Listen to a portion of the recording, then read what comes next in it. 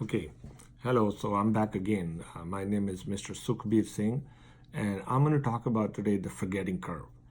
And want to tell you that the forgetting curve is been out there for a long, long time by a lot of psychologists and education people talking about it. But for students and for teachers, for Solid Rock teaching and for Solid Rock teachers, it's very important to understand a little bit about forgetting curve.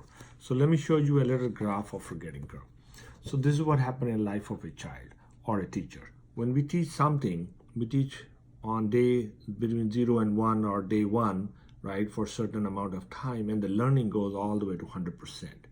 But within few minutes, within 30 minutes or an hour or a day, it drops. And sometimes it drops almost to 50%, depending on how good lesson was done from here.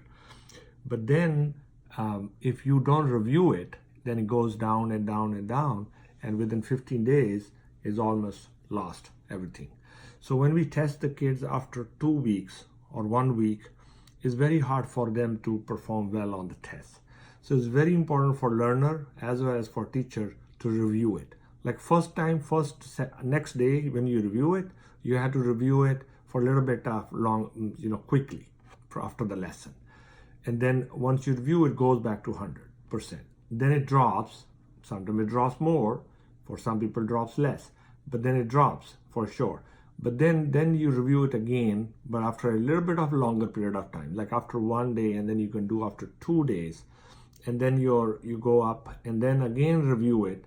And you see how when you keep reviewing, then it retains with you, and your retention is for a longer period of time. The biggest issue we have it here, we teach something and the kids, don't review it, and then maybe review it the day before the test, and then we ask the kids to, do good on the exam. So this is not only for teachers teaching in a classroom to review. I think for students also, when you are at home, you have to look back at the PowerPoint one more time. So all you need to do at the PowerPoint or slides or a lesson, you just open it, look at up the key points, look at the pictures, look at the, what are the details were there.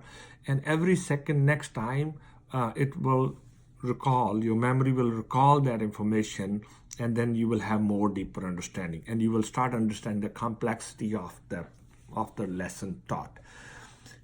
Also, another thing is that you have to have a time gap. So when you learn something on 1 day, there need to be a little bit of lag time between the day you learned and the day you reviewed.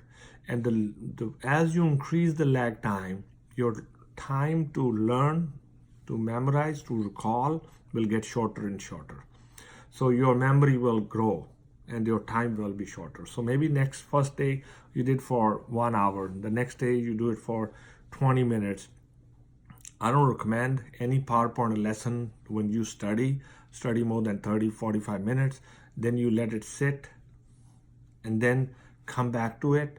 For teachers, when you teach a lesson, next day you bring it back even for a little time. It could be a little spiral or a bell ringer, but has to be done something what we taught yesterday, and then review it again and review it again all the way when you test the kids. So you will not have to have a review like a day before.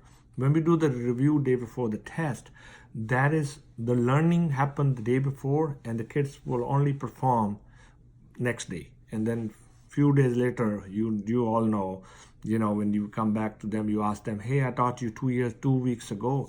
You did so good on the test. What happened? And they all lose that. So I hope this video will help you with understanding the forgetting curve mindset, and also how you can work on and make your students learn and retain the information for a longer period of time. Thank you very much.